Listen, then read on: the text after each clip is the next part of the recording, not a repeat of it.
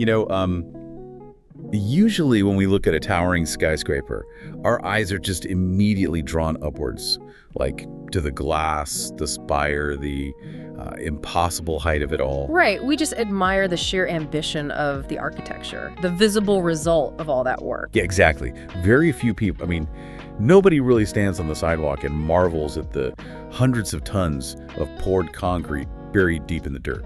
Well, unless you're a structural engineer, maybe. Okay, fair, yeah. But for the rest of us, that foundation is totally invisible. And yet, if that concrete wasn't exactly where it is, doing exactly what it does, the entire glass tower wouldn't just be, like, less pretty. It would cease to exist entirely. It's a binary state. Without the foundation, there is no tower, period. The visible structure is entirely dependent on that invisible prerequisite. Right. And so that absolute dependency is exactly what the Japanese grammatical phrase Atte-no actually captures. Yeah, it does. Welcome to the deep dive, by the way. Today, we are exploring how this one linguistic structure acts as an absolute masterclass in expressing profound gratitude.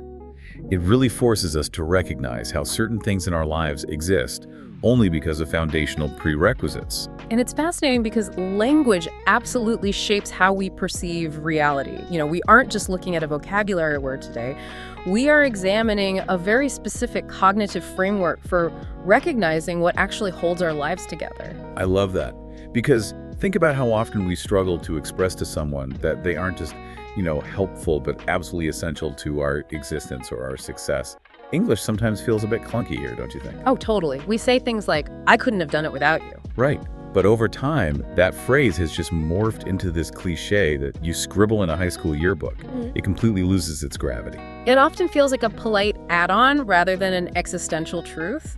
Like it lacks the structural weight of saying, my success is entirely an illusion without your contribution. Wow, yeah. To really grasp how to convey that level of absolute skyscraper-level dependence, we have to look at the mechanics of this phrase.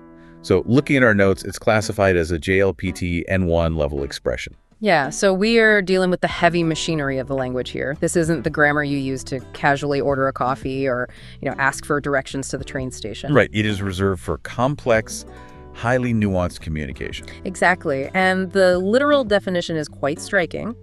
It means B is this only because of A, or if you want to frame it from the negative, without A, B is impossible. Okay. And the syntax is incredibly strict. You just take noun A, attach Atte-no, and follow it directly with noun B. Okay, so let me make sure I'm wrapping my head around the dynamic between noun A and noun B. I want to use an analogy. Go for it. If noun B, like the result, the thing we were looking at, is a house that I just built, yeah. Is noun A the fresh coat of paint I put on the walls?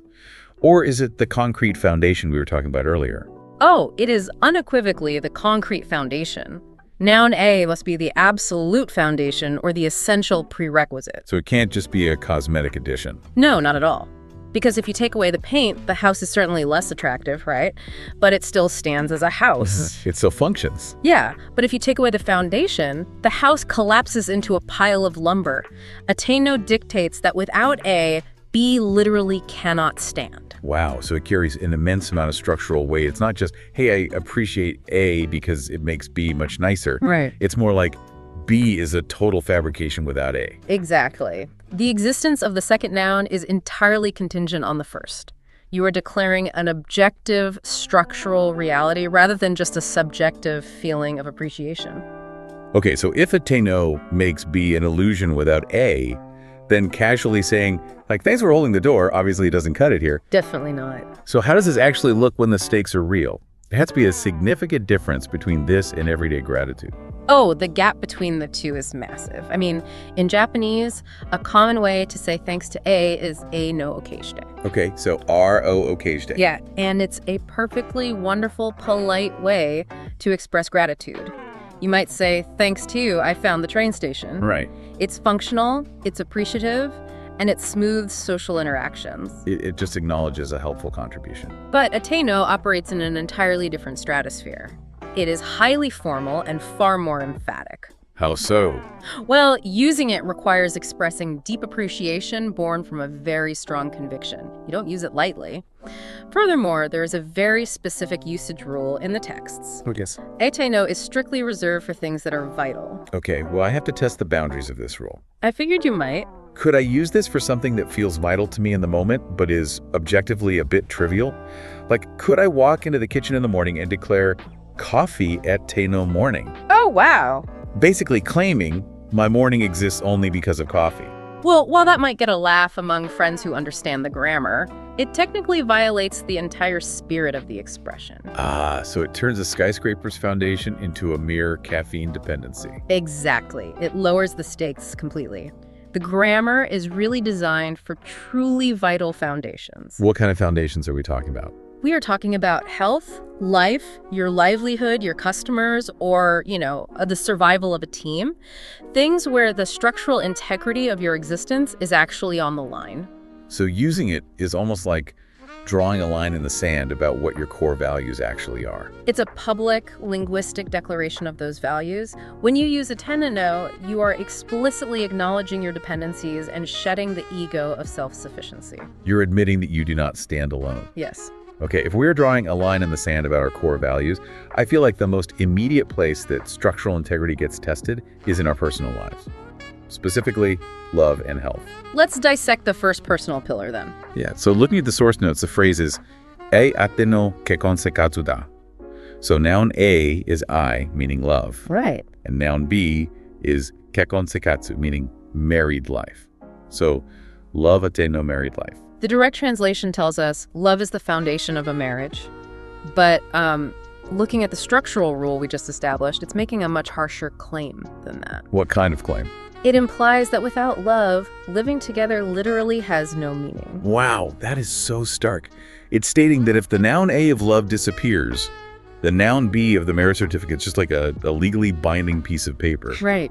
The structural integrity of the relationship evaporates. It forces you to prioritize the invisible connection over the highly visible institution of marriage. Because it's so easy to focus on the visible stuff, right? Like buying furniture or setting up bank accounts or organizing schedules. Exactly. It prevents you from confusing the visible structure with the invisible foundation that actually keeps the partnership standing. When the love is treated as a prerequisite rather than a perk, the entire approach to the relationship shifts. That is so powerful. Let's look at the second personal pillar, health and life. So the phrase here is, Kenku Atte-no jinsei desu yo. Health, noun A, is the absolute foundation of life, noun B. Life is only possible if you are healthy. Right. Now this sounds like a pretty universal truth, but there's a very specific piece of context tied to this phrase in the notes. It comes with the direct advice, don't overwork. Yeah, the cultural and behavioral context attached to the grammar completely changes how we interpret the sentence here. It does. That context really makes me question how we define gratitude. Like, does this mean that Atte-no isn't just a passive state of being thankful? What do you mean? Well, if it comes with the directive, hey, don't overwork, it feels far more like an active warning than a simple expression of thanks. Oh, I see what you're saying. It raises a fascinating point about cause and effect in our behavior. I mean, if you genuinely establish health as the absolute prerequisite for life, if you truly believe health and no life, the logical conviction that follows is that you must actively protect it. Because if you let the concrete foundation crack, the skyscraper inevitably falls. Yes. It transforms gratitude from a passive feeling, like just sitting back and being glad you aren't sick right now. Yeah. It turns it into an active daily duty of care. You aren't just observing that health is important, you are being constantly reminded of the severe consequences of neglecting it. So the phrase acts as a behavioral guardrail. Exactly. It's a guardrail against the modern instinct to burn the candle at both ends. It's basically saying, don't overwork because you are taking a sledgehammer to your own foundation. That completely upends the whole hustle culture mentality. We often treat our health as this infinite resource that we can tap into to achieve our goals, and we end up wearing burnout as a badge of honor. Yeah, this grammar point calls that mentality mathematically flawed. Mathematically flawed, I like that. Yeah. So if this governs how we must fiercely protect our own personal foundations, it must completely upend how we view hierarchies and relationships at work. Oh, 100%. I mean, a CEO can't claim self-sufficiency if they genuinely believe in this concept. They really can't. The concept expands outwards seamlessly into the social contract. It regulates social harmony and business ethics. Let's examine team success. Sure. The phrase is minna no kuyoryoku atte no seiku desu yo. So noun A is everyone's cooperation. Noun B is success. This success was only possible because of everyone's cooperation. Exactly. I hear people say variations of that in English all the time, though, like An actor wins an award and gets up and says, "I couldn't have done it without the amazing crew." Or a manager praises their team after a big launch. Right. Is there a difference in the weight of the Japanese phrase here, or is it just standard professional politeness? Think back to the requirement of strong conviction and structural dependence we talked about earlier. When a leader uses Atte-no in this context, they are actively dismantling their own ego. Oh, interesting. They are stating as an objective, physical fact that their individual contribution would have yielded nothing, like literally zero outcome without the team. It is a profound leveling of hierarchy in that specific moment. Yes. It's not just corporate modesty, it's an acknowledgement of physics. The weight was literally too heavy to be lifted by one person. Precisely. What about the external side of business? Like, how does a company apply this outward? The corporate example provided is incredibly clear. Watashi tachi wa okyaku-sama Atte-no shigoto desu kara. Meaning? Our work exists only because of our customers. So customers are noun A, and our work is noun B. You got it. You know, the customer is always right, is their usual Western equivalent to that. But that's really about customer service tactics. Yeah. Like resolving a dispute. This goes significantly deeper. It does. It's saying the customer's the only reason we even have a door to open. Exactly. If a company truly internalizes customer no business, it fundamentally shifts their entire operational model. It changes how they handle a complaint, how they design a product, and how they view their place in the broader market. Because the customer ceases to be a resource to be extracted from. Right, and becomes the lifeblood that must be maintained at all costs. Okay, that makes total sense for a cooperative relationship where both sides want a good outcome, like a business and a customer. But what if the relationship is inherently adversarial? The negotiation example really caught my eye because it applies this concept to conflict, which feels counterintuitive. It is perhaps the most nuanced application of the concept. The phrase is, kushu wa eit Atte-no koto desu kara. A negotiation requires an opponent. You can't just push your own agenda. Let me try out a sports analogy here to see if I'm processing the mechanics of this correctly. Let's hear it. Think about playing a highly competitive game of tennis. You are standing on the court, racket in hand. You've been practicing these aggressive strategies, these incredibly fast serves. Your entire goal is to dominate and win. Yeah, you are highly motivated by your own agenda and your own desire for victory. You literally cannot play a game of tennis by yourself. Yeah. The person standing on the other side of the net, the opponent you are actively trying to beat, isn't just an obstacle in your way. They are the fundamental requirement for the game to exist at all. No opponent, no tennis match. The opponent is the strict prerequisite for the event taking place. Tying this back to negotiation, acknowledging opponent at a no negotiation means recognizing that you fundamentally need them at the table, even if you are at odds. Because if you serve the ball so aggressively at their head that they drop their racket and walk off the court, you didn't win the negotiation. You destroyed the game itself. Beautifully said. Because the opponent is the foundation, you cannot selfishly push an agenda that alienates them completely. You have to ensure they are willing to stay on the court. It turns a purely combative mindset into a structurally collaborative necessity. It really does. You may disagree, you may barter hard, but you must respect the physical fact that their presence is the only reason you have a seat at the table. It is incredibly difficult to remember that in the heat of the moment, though. Oh, absolutely. I mean, when your adrenaline is pumping during a conflict, you just want to crush the other side. Right. You view them as the barrier to your success, not the foundation of your interaction.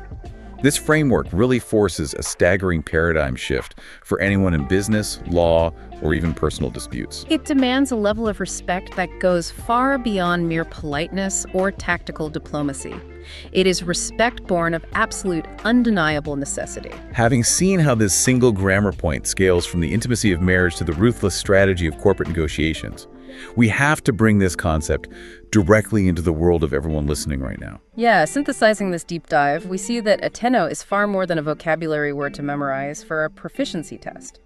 It is a powerful linguistic tool that forces us to pause and formally acknowledge the vital prerequisites in our lives. It moves us past casual, transactional thanks and pushes us into a realm of profound structural recognition of our dependencies. Exactly. And speaking of profound recognition, there is a meta application of this concept that we want to bring up. It's the concept of listener Atte-no. Applying the grammar directly to this very moment in time. Yes. To you listening to us right now, you are noun A. This deep dive, our voices, the analysis, that is all noun B, and we want to explicitly state that this deep dive exists only because of you. We aren't just broadcasting into the void. No, without your curiosity, without your desire to learn and your willingness to lend us your time, the structural integrity of what we do here is zero.